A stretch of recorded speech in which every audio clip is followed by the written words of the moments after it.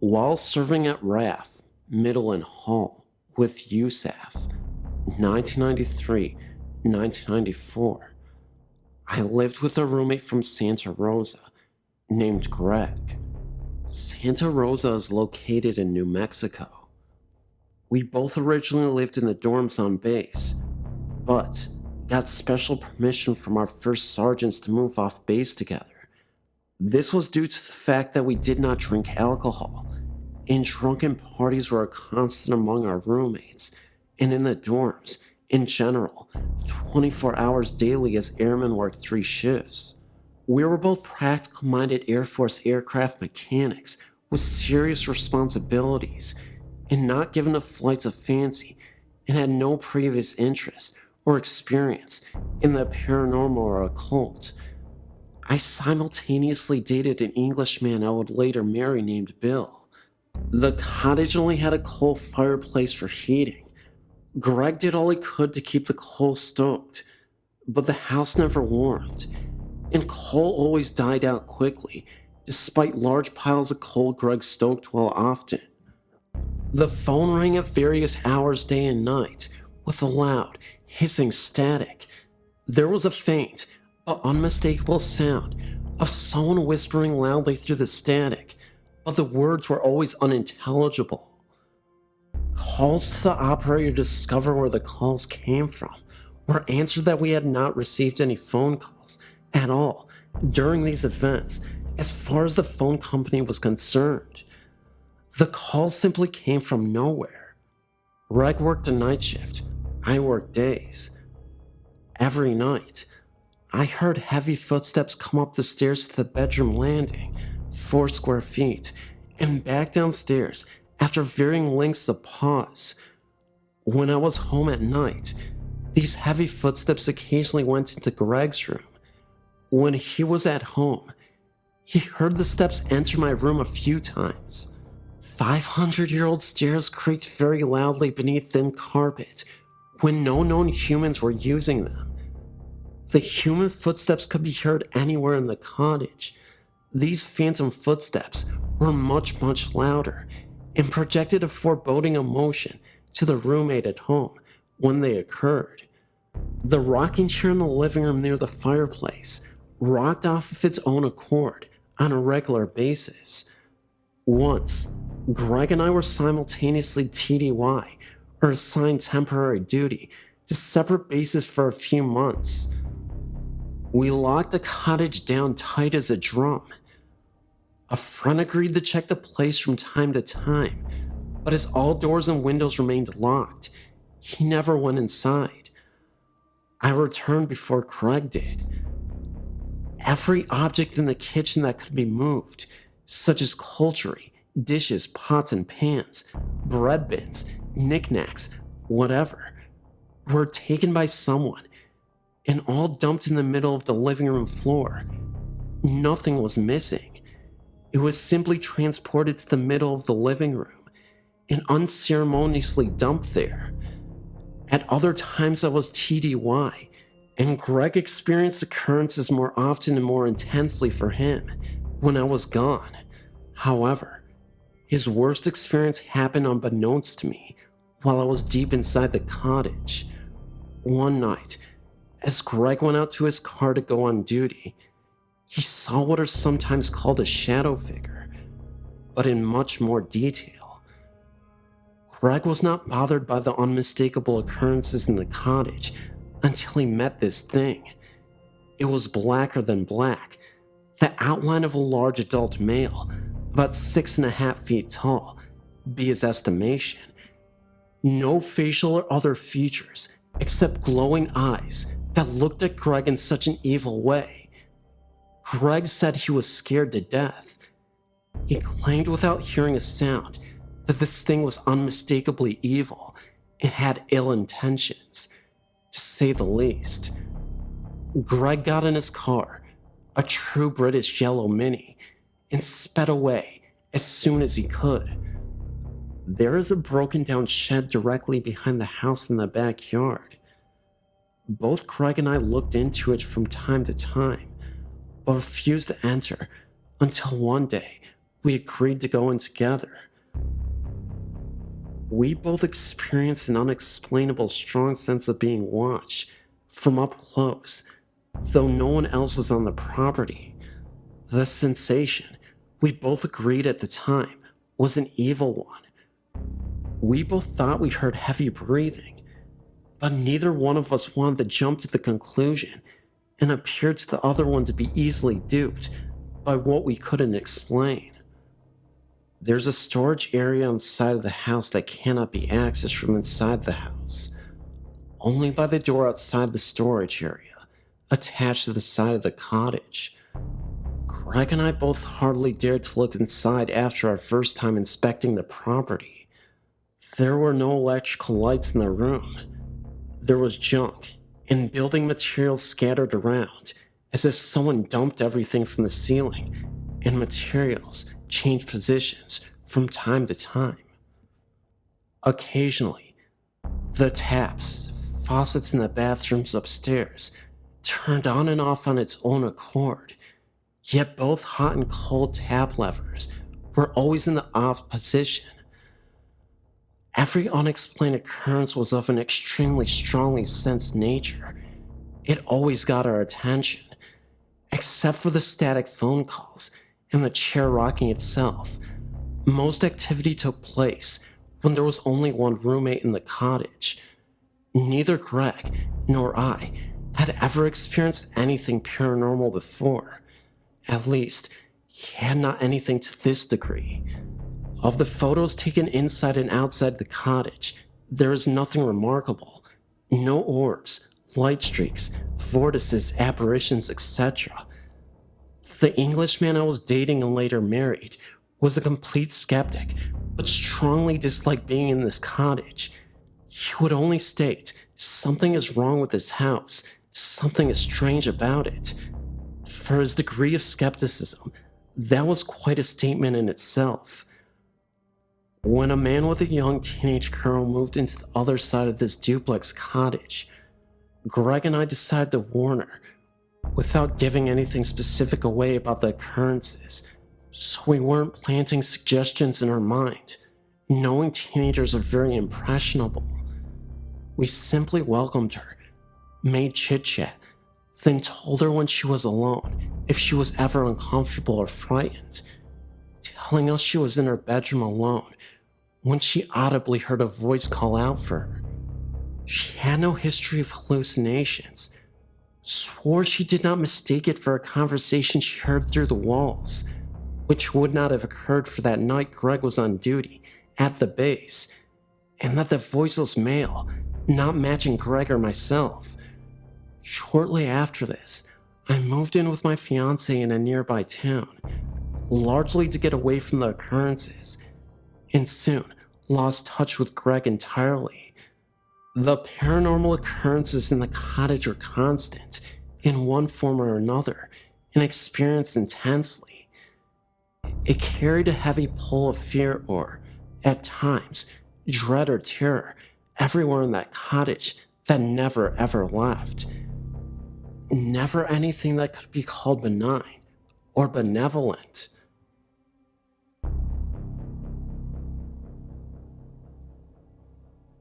In the summer of 1996, I bought a large home in a nice, older neighborhood.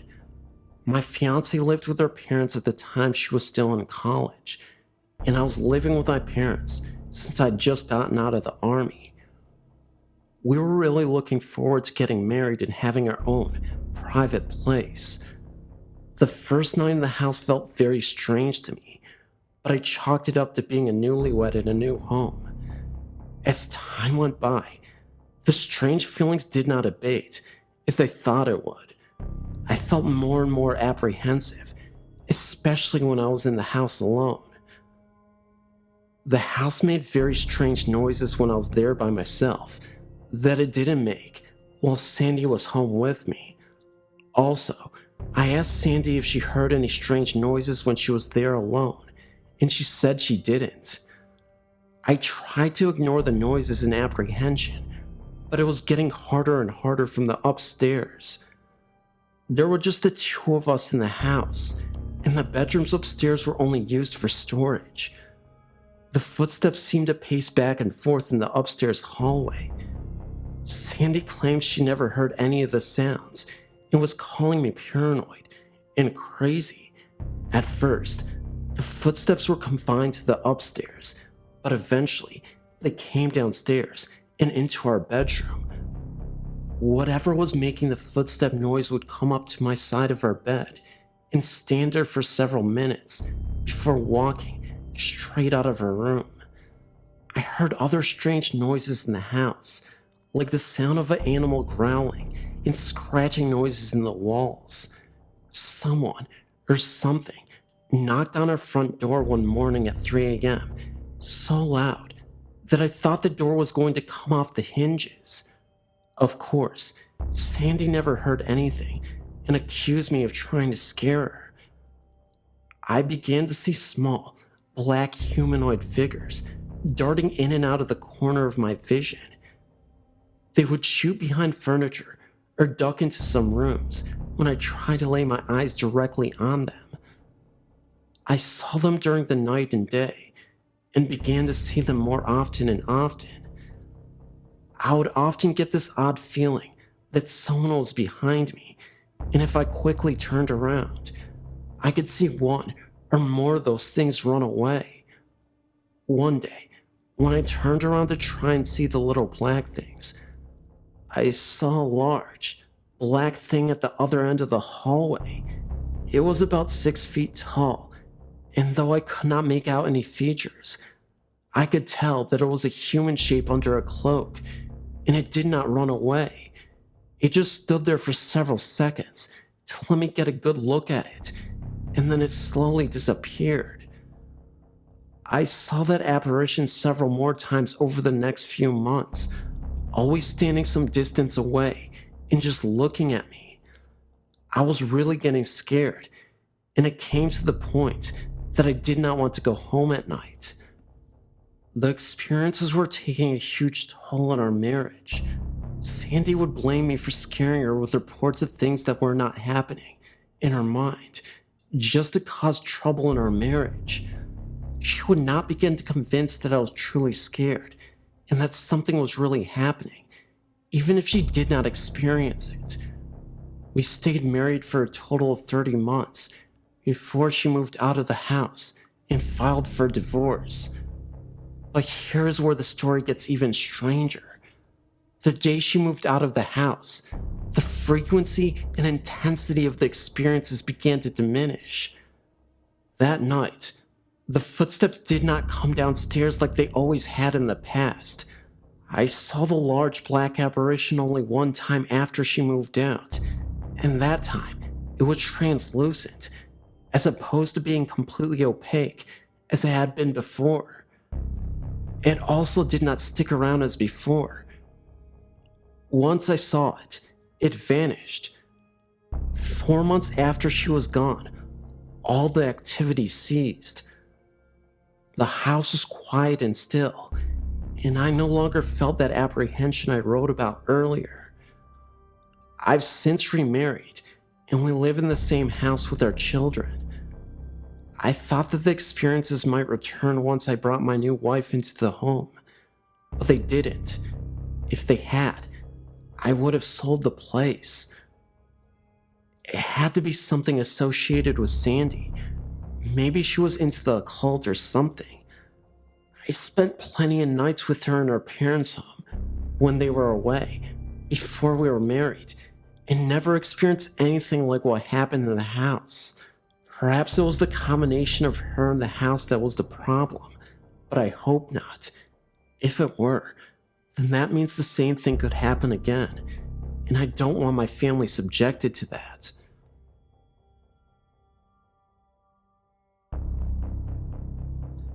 I'm writing to tell you my story.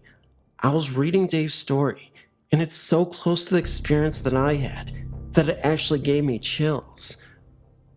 My first paranormal experience happened to me when I was 4 years old. All the experts say that things that happen to someone before the age of 5 is very hard to remember. The funny thing is that I can remember my experience like it was yesterday. My mother, sister, who's 3 years younger than me, and myself.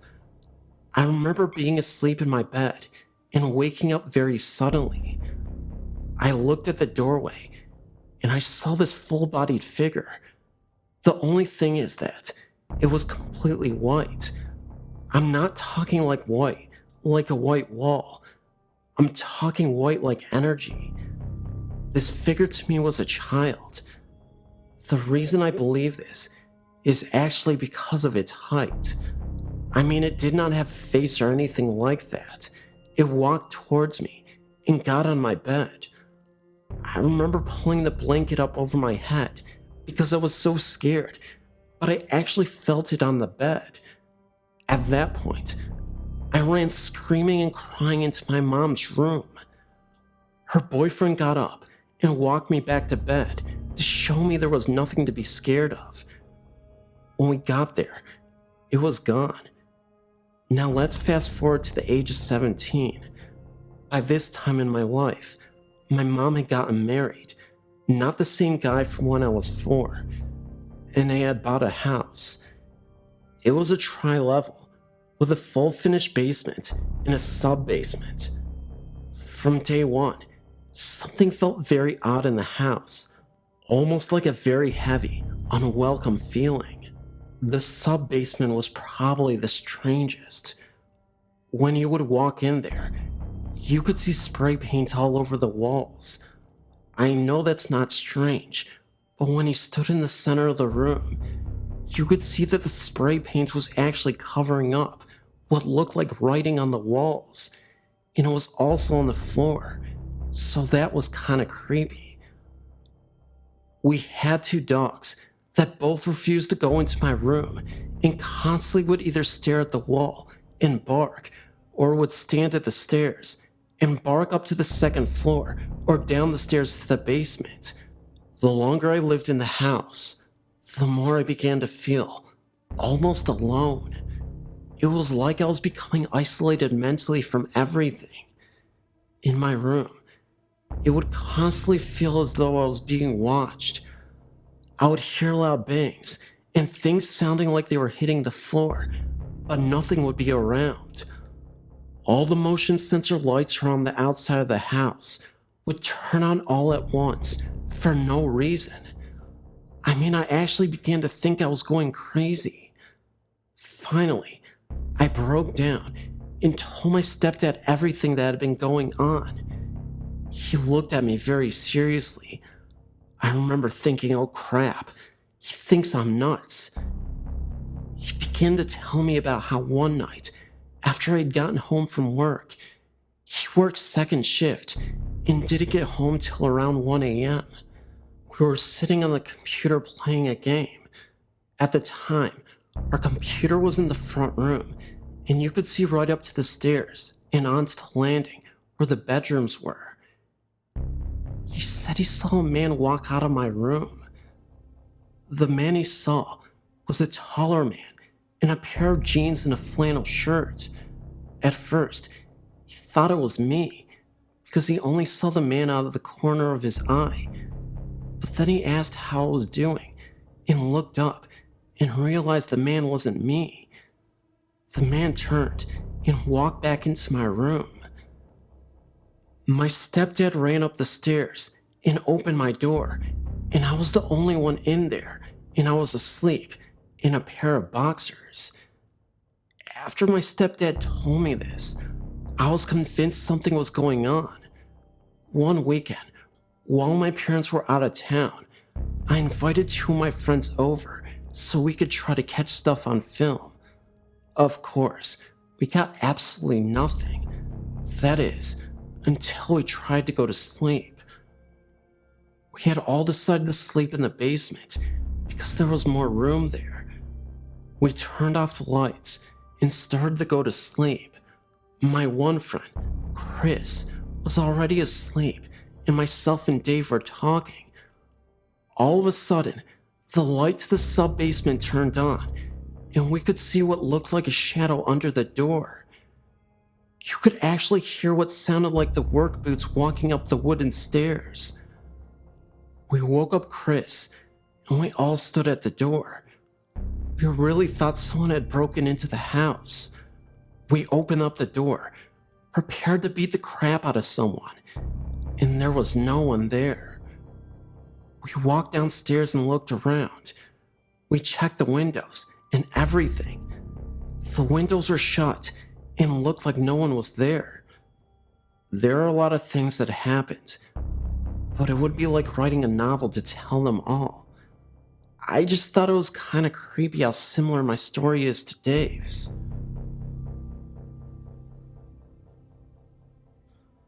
Hey, Phantoms. So first of all, I encourage you guys to actually share this video anywhere you can. It really helps a lot and helps the channel grow. I know I say that a lot and I know I sound like a broken record, but sometimes, actually a lot of time, YouTube doesn't actually send out the videos to everybody and it never really just actually gets anywhere to where it's supposed to go. So if you could actually see this video and share it immediately, even if you don't like the video, go ahead and share it and say it's a crappy video and you should watch it to humiliate Phantom. That's fine. But guys, thank you so much for tuning in, and I wanted to say thank you so much just for being a good audience member and just for loving me like I love you guys. So I really appreciate it, and I know this year has been kind of a crazy year with everything going on, but I hope I was able to bring light to some situations in the form of scary ghost stories and just help you enjoy I really don't know what I'm talking about. I was just trying to hear myself talk. Anyway guys, seriously, thank you so much. I love you as usual. Please, in the comment section below, leave me a comment, say anything you want. It doesn't even matter what it is. If you like the stories, tell me which story you like the most, all that jazz, the usual stuff. But really guys, I gotta go, so I'll see you in the next world of the world. Yeah, I thought I had something clever in my head, but turns out I didn't. Anyway guys, I'll see you later, and I'll see you in the next video. Love ya, and good night, or good morning, or whatever